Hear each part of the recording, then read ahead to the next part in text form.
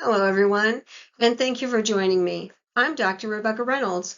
I am the CEO of Reynolds Provisions and adjunct faculty for Oakton College and College of Lake County in the Chicago area in Illinois, USA. My presentation is titled Social Emotional Development Importance, the Sensory Processing Disorder Climb from Knowledge to Evaluation. This session explores the journey from understanding the basic neurological foundations of sensory processing disorder, often called SPD, to applying that knowledge in real-world educational and clinical settings, encouraging growth in social emotional skills of children with autism. We'll examine the science behind sensory responses, the human emotions involved, and the educator's responsibility to create safe and responsive environments for all learners. Ultimately, the climb refers to our shared commitment to keep learning, observing, and improving how we support those with sensory challenges. SPD is a neurodevelopmental condition that affects how the brain processes and organizes sensory information from the environment. It is recognized within the DSM-5 as part of the continuum of brain-related and mental health conditions, including autism. For example, a person with SPD might receive the same sensory messages as others, but their brain interprets it in an entirely different way. This can lead to confusion, frustration, and unpredictable reactions. As educators and clinicians, our understanding of sensory function, careful observation, and effective guidance are what help bridge that gap. Awareness is the first step toward inclusion.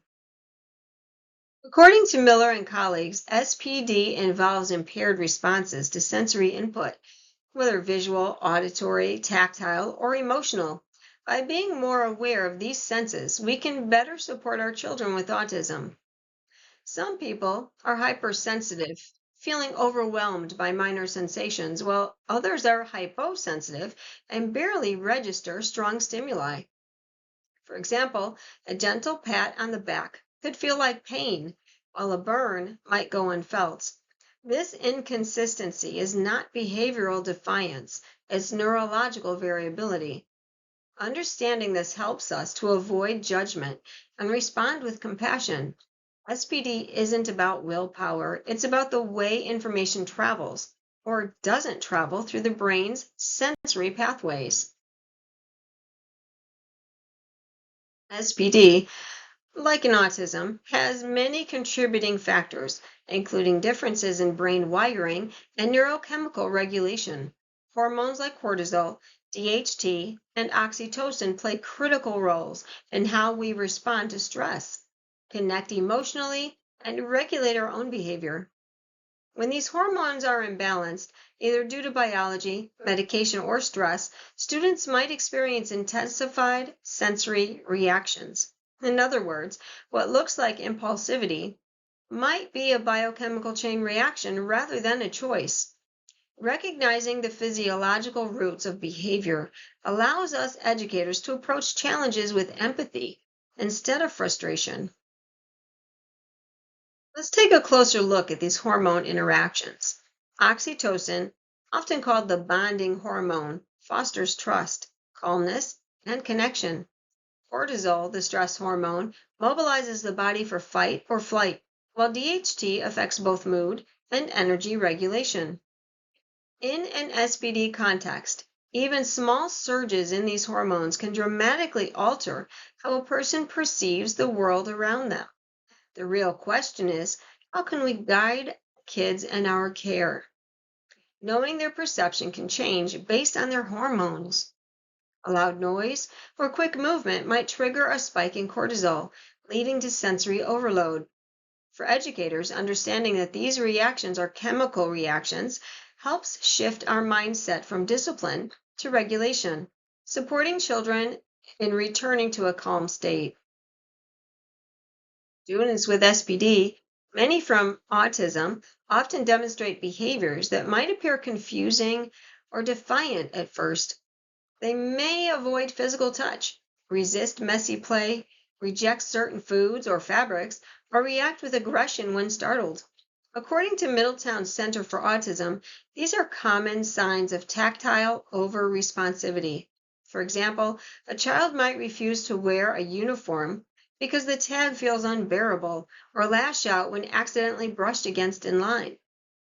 When we view these behaviors through a sensory lens rather than a disciplinary one, we can respond appropriately. Objective, non-biased observation, this is key. It helps us see patterns, triggers, and emotional needs more clearly. Feel free to look up Reynolds provisions for training and non-biased observation. A great non-biased observational tool to use for assessment includes the ABC chart. The ABC method, antecedent, behavior, consequence, is a structured approach to understanding what drives behavior. We record what happens before an action, what the action is, and what occurs afterward. This simple model helps reveal patterns of cause and effect, allowing us to design interventions that teach rather than punish. Take Donnie, for example. If Donnie pushes another student while in line, we look at what led up to the pushing. Was it crowding, anxiety, or a sensory trigger? Documenting this helps educators make informed adjustments, such as altering proximity, like putting Donnie at one end of the line or providing sensory breaks. In this chart, we read in the antecedent, students line up, then the behavior. While standing fourth in line, Donnie began bumping his hips and elbows into the students third and fifth in line. As you can see, this escalated. The consequences? This led to pushing others and reaction from other students. The ABC method turns observation into insight, and insight into meaningful change. As you can read here, Donnie struggled with standing towards the middle while in line, with real-world consequences. Let's review together. Under A is the antecedent. The students lined up. This is what happened before the questioned behavior. Under B, the questioned behavior. Donnie, being fourth in line, began bumping the kids with his hips and elbows. Under C, the consequences. This led to reaction of the other children and behavior that escalated from bumping with hips to pushing children. In practice, success with SPD students with autism relies heavily on trust and predictability. By observing carefully, we can discover the reasons for behavior. This gives opportunity to adjust for each child's needs. For example, by simply moving Donnie from the middle of the line to the end helps prevent him from bumping into others. Individuals with SPD often misinterpret other people's tones or their movements as threatening when they're not. Perhaps Donnie felt threatened. If staff respond harshly or withdraw emotionally, the student's trust can be damaged and the progress set back. Instead, consistent, calm, and patient responses help maintain emotional safety. With using the ABC observation technique, we can gain an understanding, then guide Donnie with empathy to his needs. Routine and structure build reliability, which fosters cooperation and learning. As Clay in 2017 points out, even one negative interaction can derail trust, so our reactions must always model positive emotional regulation.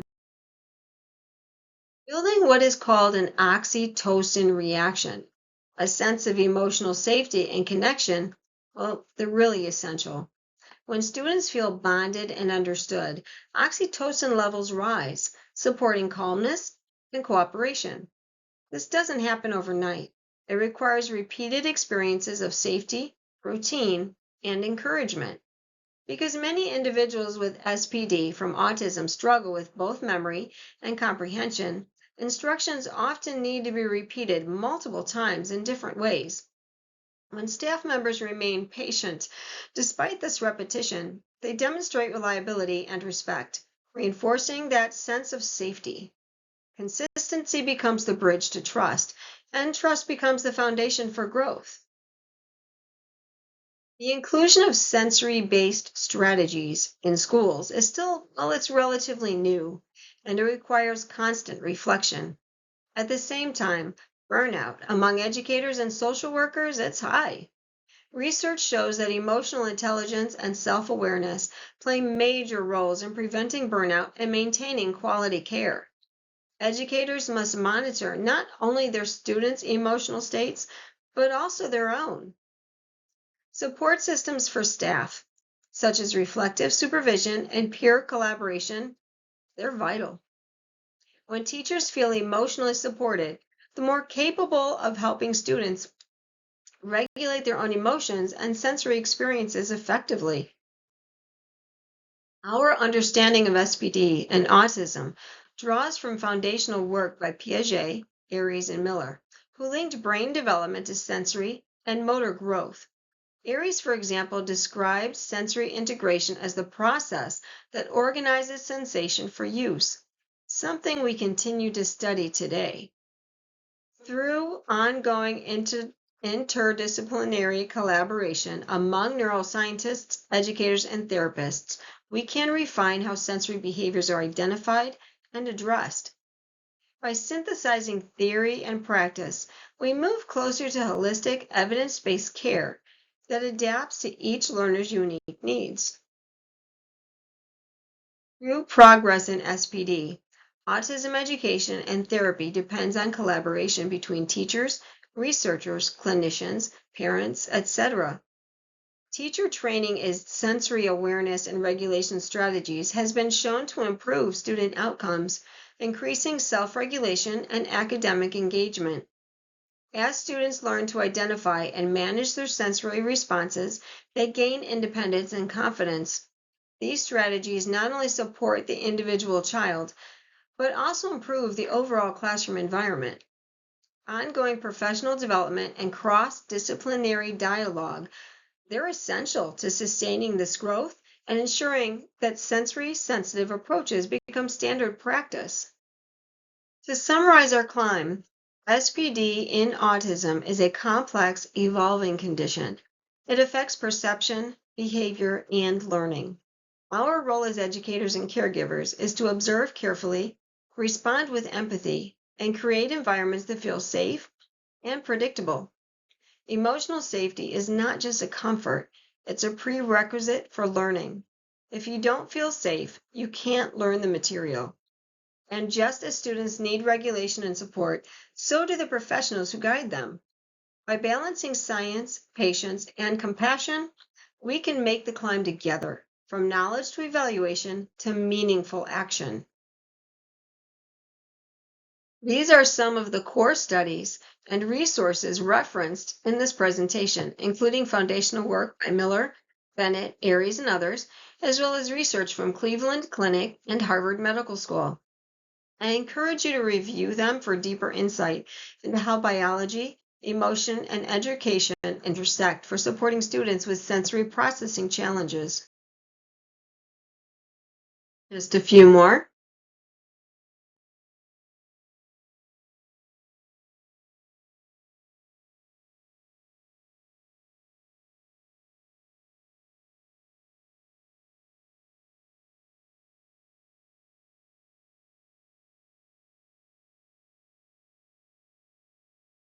Thank you for your time and attention to this very real classroom need. Please feel free to email me at rprovisions0623@gmail.com with any questions. I will be glad to help.